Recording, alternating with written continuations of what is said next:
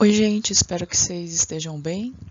Vou gravar algumas orientações para ajudar vocês a fazerem o trabalho para entregar depois do Provão Paulista.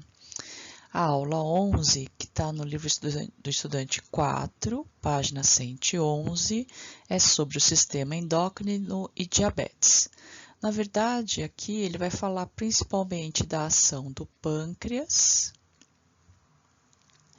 e do fígado,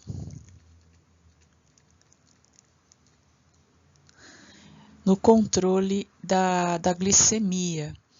E aí a diabetes vai ser uma disfunção desse processo.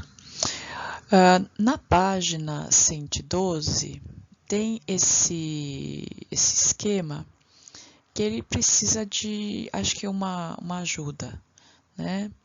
Deixa eu tentar só falar algumas coisas. Primeira coisa que ele fala é da glicose sanguínea considerada normal, que é entre 70 e 110 miligramas de glicose por 100 ml de sangue. Este é um padrão que às vezes nem todos os médicos concordam. Eu já vi estudos que falam que 110 já é considerado diabetes, né? Então até 90 seria considerado uma boa dosagem, mas 110 já seria diabetes em jejum. Então é você sem ter se alimentado em momento por pelo menos 8 horas. Bom, o que a gente vai ver primeiro? A gente vai ver primeiro essa parte de cima do esquema, que fala da ação da insulina, que é um hormônio importante para a manutenção da glicemia.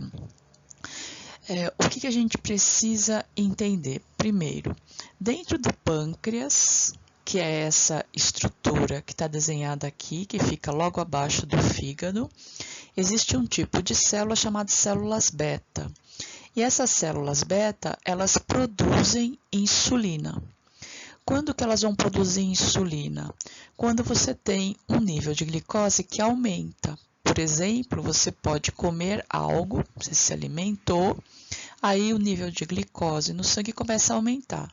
Isso estimula as células beta do pâncreas a produzir insulina. A insulina vai atuar principalmente em dois lugares. Um lugar importante é no fígado, e o outro lugar são em células específicas, principalmente no músculo, células do cérebro e células do tecido adiposo, tecido de gordura.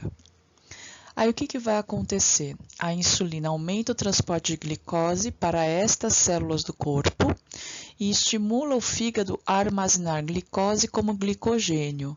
Então, o fígado captura a glicose e transforma numa outra molécula chamada glicogênio. E o glicogênio fica armazenado dentro do fígado. Dessa maneira, a quantidade de glicose no sangue cai e ela volta ao nível considerado normal, que é de até 110 miligramas por glicose. Só que esse processo, ele também ele tem uma outra substância importante, que é o glucagon, que é a parte de baixo do esquema. O que é o glucagon? O glucagon é um outro tipo de hormônio que também é produzido pelo pâncreas, só que nas células alfa. Isso vai acontecer quando o nível de glicose cai. Isso acontece em jejum. Então, você está muito tempo sem se alimentar, cai o nível de glicose, aí as células alfa começam a produzir um hormônio chamado glucagon. Esse glucagon vai agir sobre o glicogênio que ficou armazenado no fígado e vai transformar ele de novo em glicose. Dessa maneira, o nível de glicose aumenta, né? Vai até o mínimo necessário para a manutenção do corpo e você mantém um equilíbrio corporal. O que é a diabetes? A diabetes é quando você tem um descontrole, tanto na produção de glucagon quanto de glicose. E aí faz com que os níveis de glicose fiquem acima de 110. Eu tenho dois tipos de diabetes. Eu tenho a diabetes tipo 1 e a diabetes tipo 2. A diabetes tipo 1, ela é normalmente hereditária. Então, a pessoa já nasce com uma dificuldade de produzir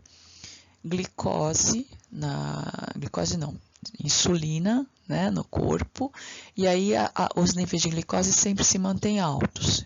E isso a pessoa sabe desde quando ela é criança. O diabetes tipo 2, ele tem várias causas. Pode ser desde uma predisposição genética, até hábitos alimentares, prática de atividade física, tabagismo, consumo de álcool e outras substâncias. Nesse caso, duas coisas podem acontecer. Ou o pâncreas, ele produz pouca insulina, então uma diminuição da produção de insulina. E a outra situação é o aumento da resistência das células à insulina. Como assim? É como se a insulina não conseguisse agir sobre as células para as células absorverem a glicose. Dessa maneira, a glicose permanece no sangue e ela fica maior do que 110 mg por cada 100 ml de sangue.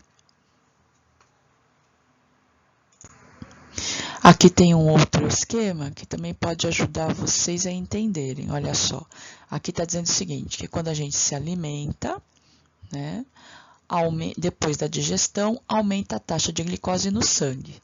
Essa alta taxa inibe as células alfa e por isso não há produção de glucagon, mas estimula as células beta do pâncreas, que aumentam a produção de insulina. A insulina faz o fígado armazenar a glicose na forma de glicogênio. E uma outra coisa que ela faz aqui, essa insulina, é estimular as células. Que tipos de células? As musculares, a do cérebro e as células adiposas a absorverem a glicose para produzir ATP. Numa situação de jejum, de baixa glicose, o que vai acontecer? O jejum inibe a ação das células beta, então não tem produção de insulina, mas vai estimular a ação das células alfa. As células alfa, que também são no pâncreas, começam a produzir glucagon. Aí o fígado pega o glicogênio que ele armazenou e transforma em glicose. Essa glicose cai na corrente sanguínea e vai para as células. Principalmente quais células? De novo, células musculares, células do cérebro e as células adiposas, para que estas células possam produzir ATP, energia, e aí o corpo continua funcionando em equilíbrio. Aqui tem um gráfico que tenta mostrar isso, olha, nível de glicose no sangue em função do tempo. E aqui são as refeições, então café da manhã, almoço e o lanche da tarde. Então, quando você está de jejum, o nível de glicose no sangue varia mais ou menos no valor de 100. Quando você toma café e aí faz a digestão, aumenta o nível de glicose no sangue. Só que depois de um tempo, esse nível vai baixando. E aí você se alimenta de novo, abaixa, aumenta de novo e abaixa. O que significa esse abaixar? Que a glicose que estava no sangue foi absorvida pelas células.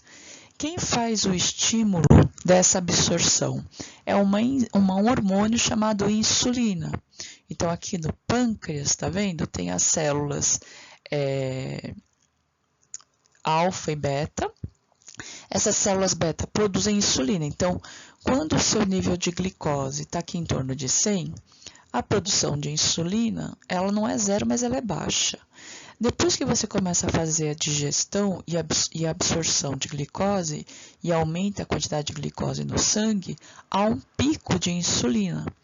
Essa insulina faz com que as células absorvam a glicose, né? E aí diminui a quantidade de glicose no sangue. E isso faz com que a insulina diminua também.